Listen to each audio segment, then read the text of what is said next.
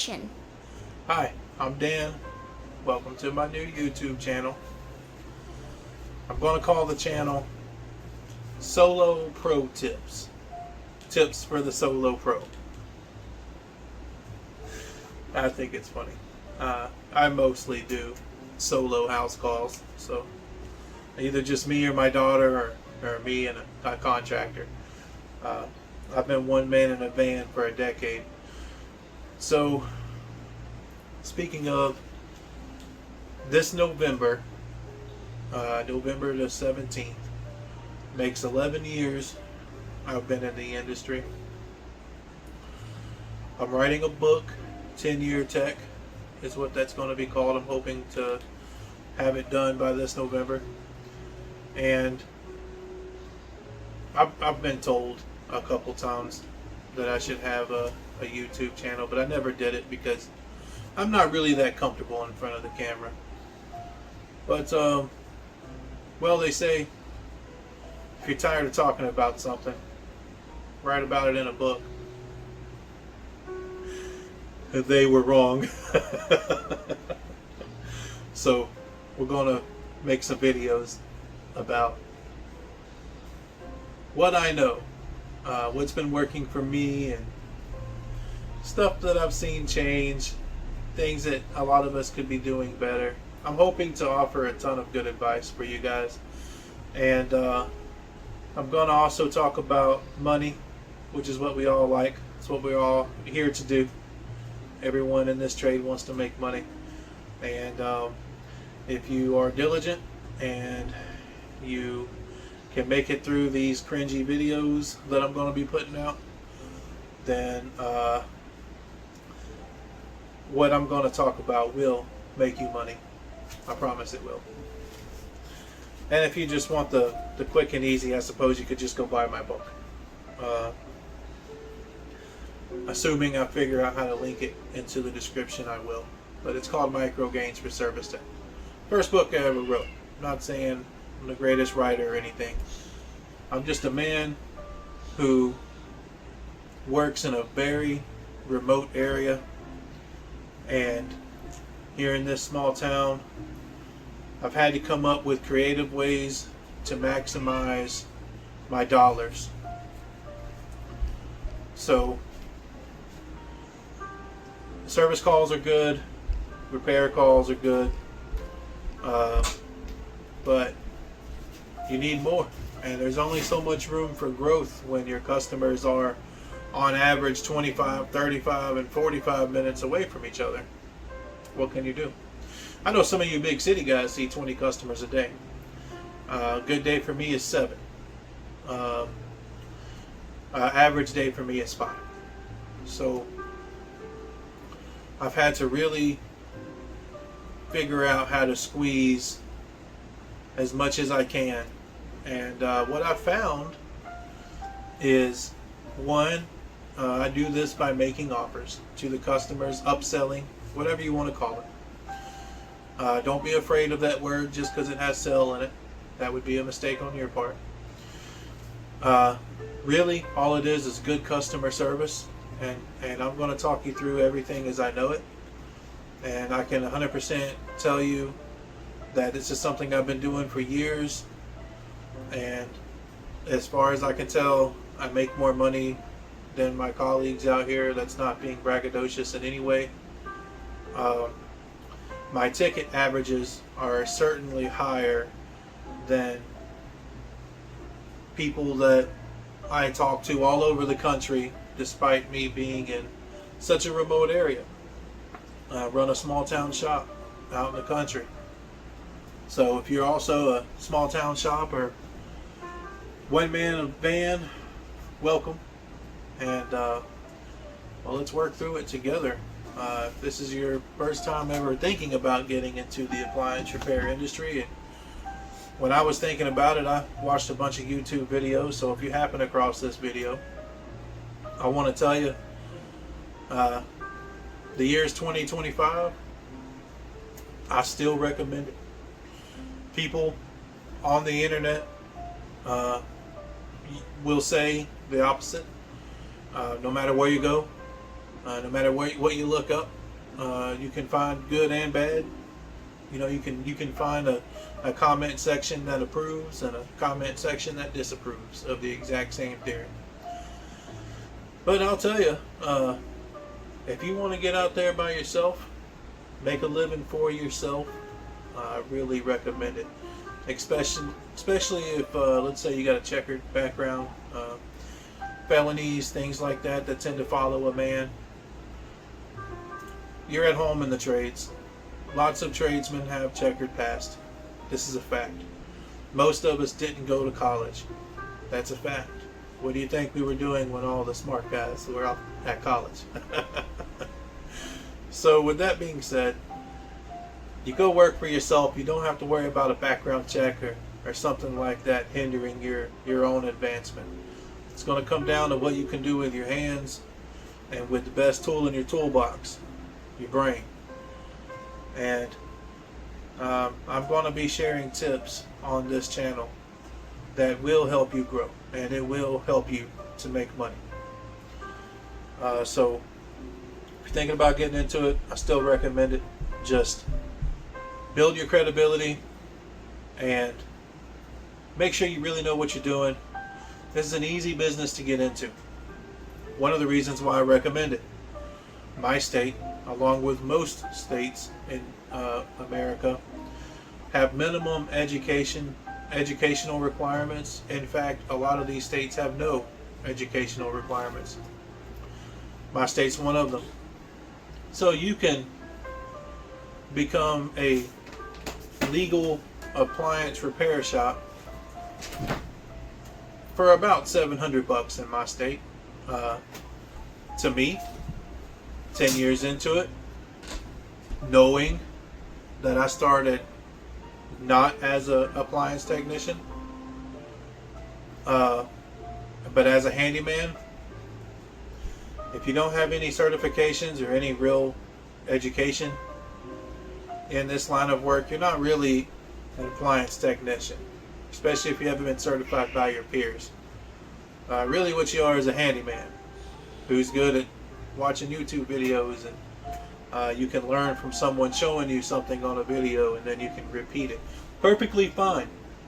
That's how I started. I've done in-home service calls my whole life, and at one point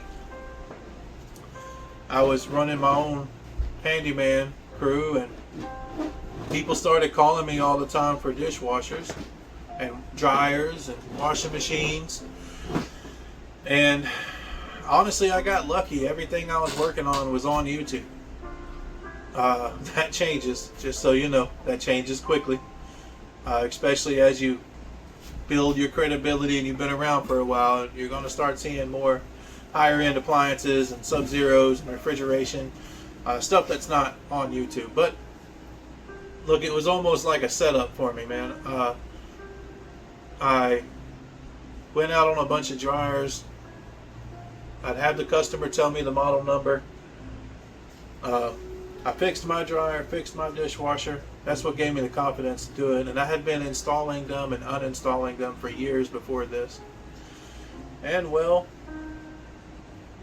after I got so lucky fixing them, I was making so much money, I decided just to start advertising appliance repair as part of my skill set. And it worked out phenomenally for me. And a couple years after that, it would turn into a legitimate business. Now I've been certified by MST and a couple other organizations. I like MST the most. I would highly recommend it. That's the Master Samurai Tech program. Recommend that for anyone. And we'll go into some of that stuff maybe in later videos. So why go into appliance repair? It's cheap and it's easy. Most technicians, at least in my experience, build this business out of their garage. Okay? And like I said, you can become a legal shop for $700 where I live.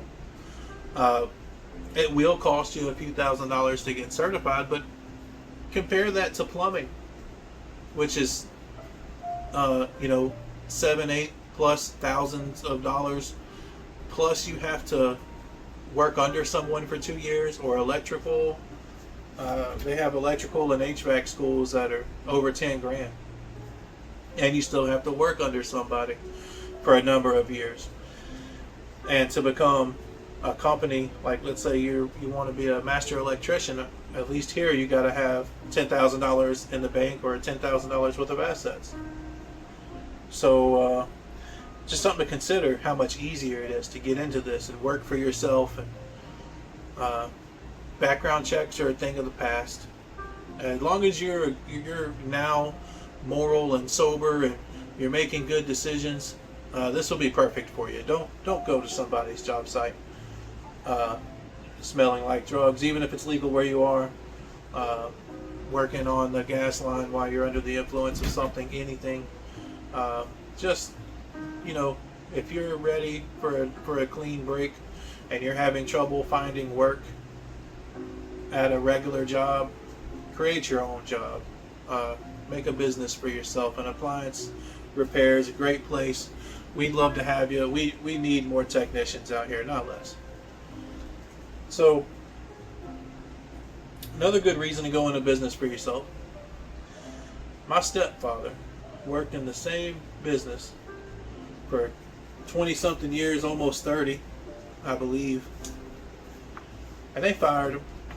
He had to have knee surgery. They let him go. Over half his life dedicated to one place. My mother, a few months ago, she got replaced by a machine. Something to consider. My uncle, 6-7 months ago, just last year, right before Christmas, if I remember correctly, he's been working where he was at for I don't know how long. Been there longer than anybody. He'd maxed out on the payroll. They let him go, hired somebody younger. Took him a long time to find another job, and it was a terrible scenario, and it sucks because there's nothing you can do about it. And you don't want someone else to be in control of you and your livelihood. He's got a house full of people. You don't want that, I promise you. So, what Appliance Repair has done for me is it's gave me freedom and control of my life. I've spent a majority of my life already in home service work. I did build fire trucks for a little while, and when I got fired from that job, man, it was so hard for me to get another job. My daughter was a baby. I needed money. I had to pawn off all my firearms.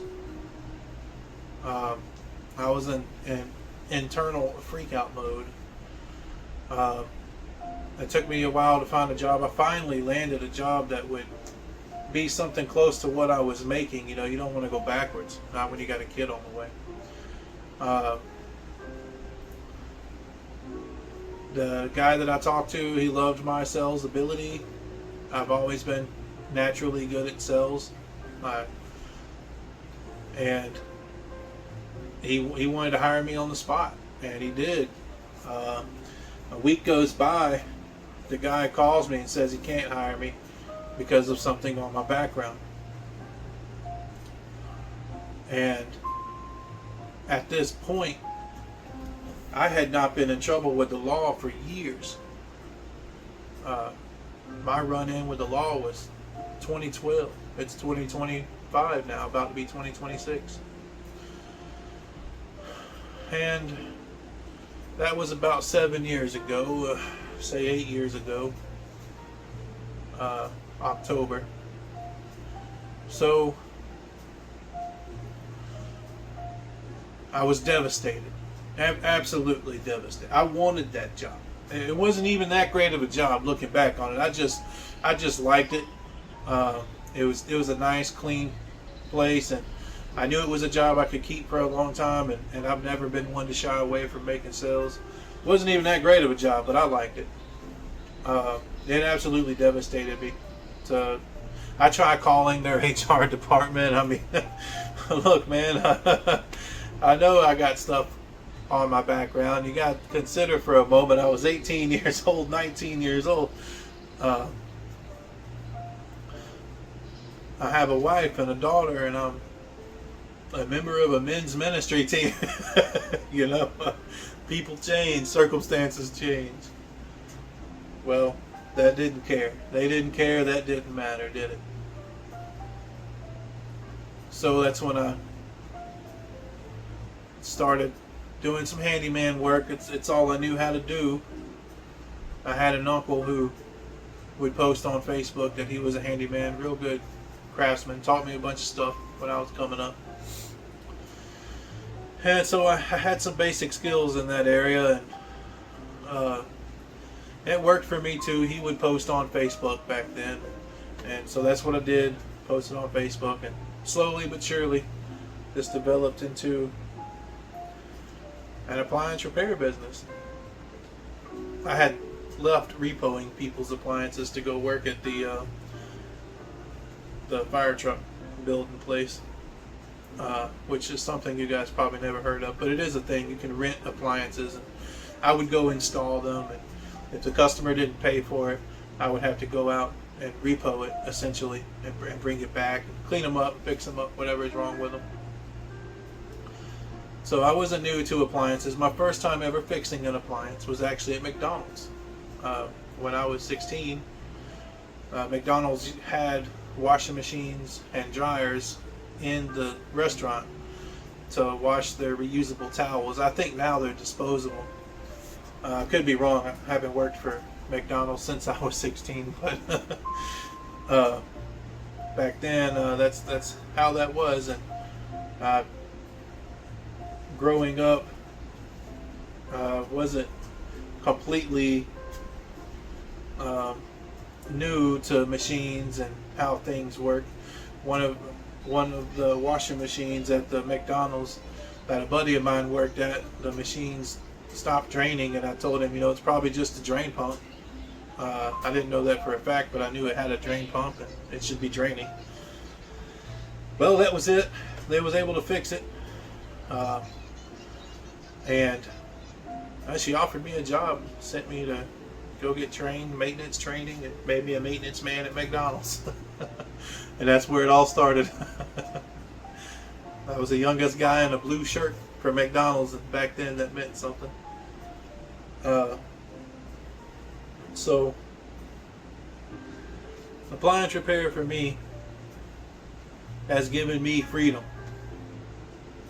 If I don't want to work on weekends, I don't.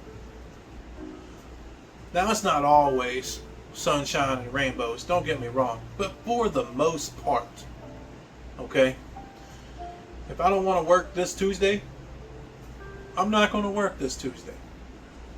If I want to work 16 hours and take Wednesday off, I can do that. There's an old saying that says entrepreneurs will work 16 hours for themselves to avoid working 8 hours for somebody else. And that's very true in appliance repair. This is the kind of work that comes home with you. You'll have to have a tablet, and you'll have to be doing research. You're gonna constantly, especially if you're just coming into this, you're gonna be running into a lot of machines you've never seen before, and going ahead and reading over the whole service manual and learning how to take it apart and all that before you get to the customer's house. It's a good way to be if you want to go far. And I'll speak more on that sort of thing in later videos. This very first video, as cringy as it may be, I just wanted to introduce myself and talk about my experience and why I would still say in 2025 appliance repair it's a good option.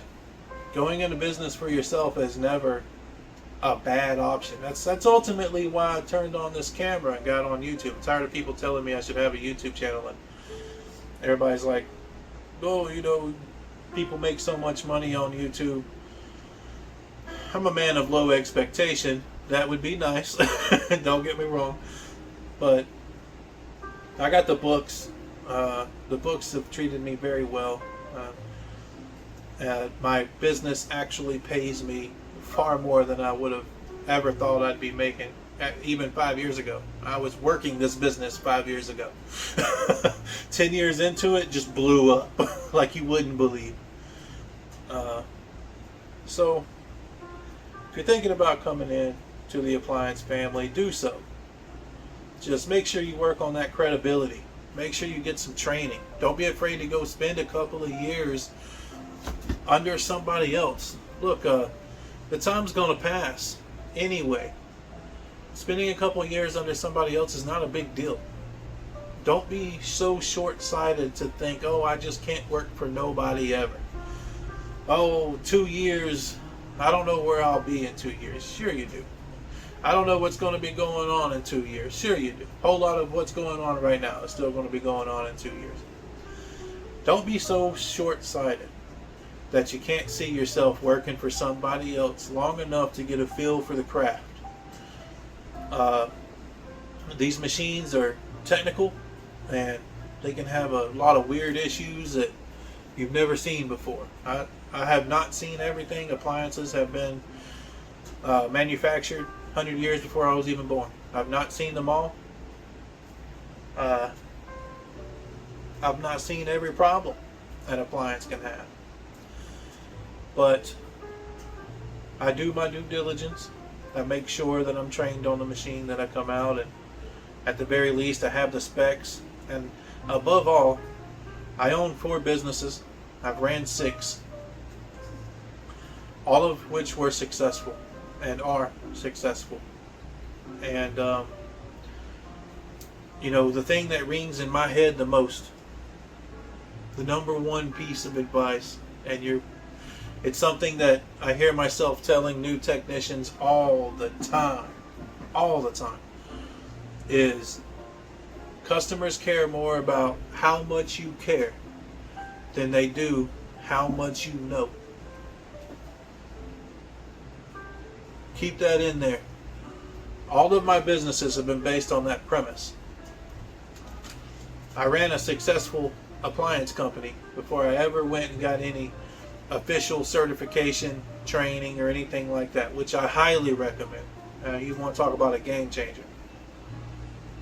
Go get some real schooling on the subject, and that will change the game. It'll change the pace. It'll pay for itself in the first few months.